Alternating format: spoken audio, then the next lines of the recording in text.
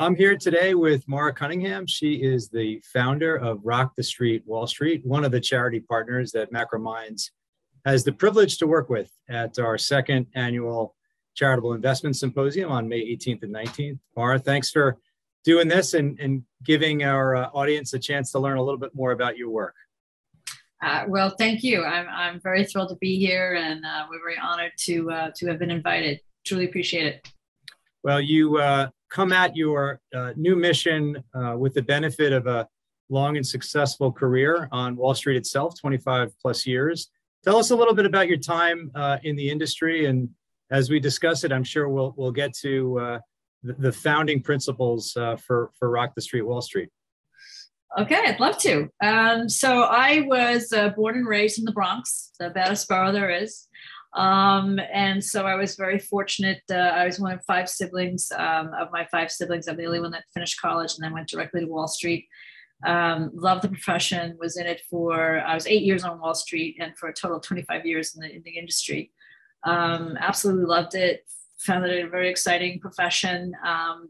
And then I was fortunate enough to retire early. And I started to trade my own account. And then I thought there's got to be more life than this. So I went back to school and got my master's degree in civic leadership. And my thesis was on girls and math and how we lose them here in the United States in math at the age of 9, some would say as early as age 6. And so I thought, well, that's part of the reason why we don't see many women in the financial services industry. There are many, many reasons, and I can go on about that. But I wanted to get to where I thought I could be the most help in changing the ratio of women with regard to maintaining or understanding their own financial situation, as well as bringing them into the industry itself.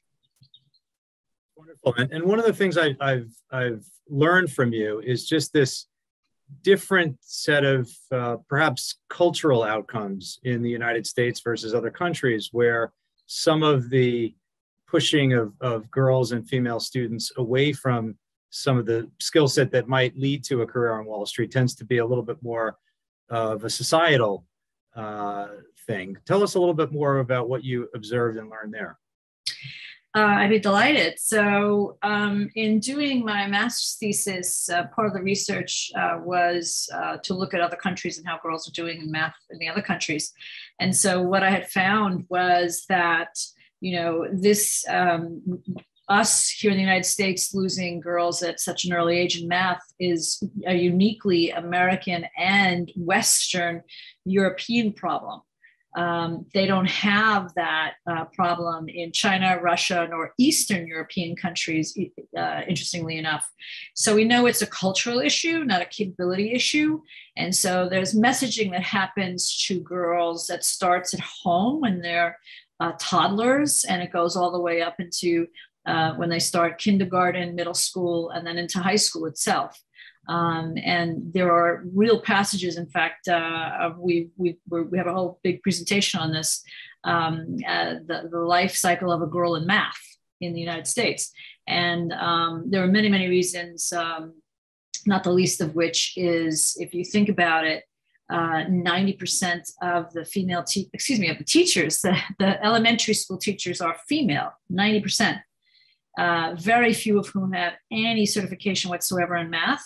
And so when they actually go to the whiteboard or smartboard, whatever you want to call it, they will actually say, I don't like math, I hate math. And that math anxiety transfers to the girls in the classroom, but not the boys in the classroom. And there are various studies on this, including from the University of Chicago, about this. And so they keep getting this messaging all along that it's societally acceptable for them to suggest that they hate math. I mean, think about it. If you had, if it was societally acceptable to say, I hate English, we all use numbers every day. And so what we're doing is, it is a language, particularly financial math. And so we're lifting the veil on the fact that financial math, as you and I know, Dean, is nothing more than 6th grade math, to be frank, with the exception of our algos and quants, of course. But I would say probably 98% of us in the profession only had to know sixth grade math. So we're lifting the veil on that with the girls, and we're telling them, look, this is a really exciting career. And we're speaking to them about how they can change the world by coming into this profession, and how it actually is a noble profession for reasons you know and I know, but of course Hollywood has depicted us completely differently. So we're just trying to change that narrative in every single classroom that we're in with every girl that we meet. So you founded Rock the Street Wall Street. Tell us just more about the program itself and just how you've thought about implementation.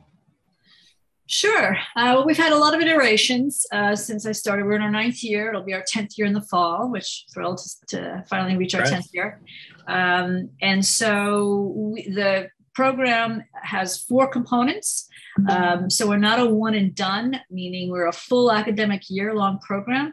And then we have 3 different sets of curriculum. We're actually going to add a 4th this coming year. So the girls can stay with us for all 4 years in their high school years. And we've actually had girls stay with us for 3 years. Some actually have stayed for 4. So again, we're not a one and done. We don't like roll out the carpets for one day at the school and then roll them back up. We're there for the entire school year. And so the first component of the program is a series of 5 classroom workshops that are held at the high school, pre-COVID, post-COVID. During COVID, we've been hybrid between virtual and in the presence of the kids. But again, it's series of 5 workshops that are held at the high school. And all of our volunteers, 100% of our volunteers are female financial professionals. And we do that because of the reasons I stated earlier, which had to do with the girls don't see a role model, nor do they see women who are facile with math. And part of the research that I had done for the thesis included the fact that the number one reason that girls are not choosing STEM professions, science, technology, engineering, and math, is they don't see women in those professions. And the number 2 reason, just as simple as well, is they don't see their friends, their friend groups, girlfriend groups, choosing those as majors and minors. So we are reducing that significantly by showing them women who are facile with math and in a STEM profession. And then the cohorts that we are creating at these high schools, they see girls who are choosing these, subjects in college, ultimately when they get to college, which would be finance and economics or some other computational business field. So again, the first component is the series of 5 workshops that are held at the high school that are taught by female financial professionals, local female financial professionals. The second component is a field trip. And that's basically an extended lunch and learn. It's a 3 to 4 hour event where the girls go to the corporate or the investment firm's offices. And very often this is the first time that many of our students are seeing a corporate office, number 1, and number 2, women in authority. So right in New York, we have had schools in Queens. By the way, we're in 9 high schools in Manhattan and hopefully growing. Actually, we are. We're growing to a 10th one this coming fall. But we had schools as well in Queens. So to give you an idea, we are 78% of BIPOC students and 44% are coming from low-income households. But back to Queens, we had a student who she was in about 11th grade. She had never crossed the river from Queens to Manhattan. She was Pakistani. And for the first time, we had the field trip actually at NASDAQ, which is, if you've been to NASDAQ, the studio there on 42nd Street, you can imagine what it was for her. And so the teachers who had come with us just kept telling us over and over again how life-changing this was for the girls, because they had never seen anything like this. The excitement around it, the opening bell, and all of the women that they had seen in authoritarian or authoritative, I should say, not authoritarian, authoritative positions. So that's the second component. And then the third component, which happens in the spring, is our mentor-mentee relationships, our proteges. And that's where we have the girls re-enroll with us, those are the girls who are going to be more serious about getting into the profession. And so we have a 2-to-1 ratio of students to mentor. And that is in comparison to the national average of public schools, which is 248 students or thereabouts, to one college advisor. And so you can imagine the leg up we're giving these girls in terms of counseling on how to get their resumes together, what courses they should be taking, and not to mention the social capital that our women provide to these students who never would have dreamed of coming to this profession before, nor would they ever be exposed to these type of women before. The fourth component and the final component is our student internship and job board, which has been taking off like a rocket, which is wonderful. We launched it around July of last year.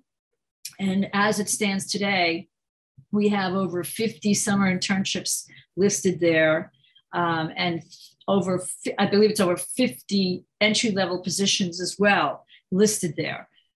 Well, it's inspiring work. I'm sure you have no shortage of new ideas and goals, and congrats in advance on the 10th anniversary. That's no small feat itself. And we at Macrominds are just excited and honored to have a chance to represent you and your cause, and hopefully raise some money at a time that's just, as we were saying a little bit before we jumped on, just the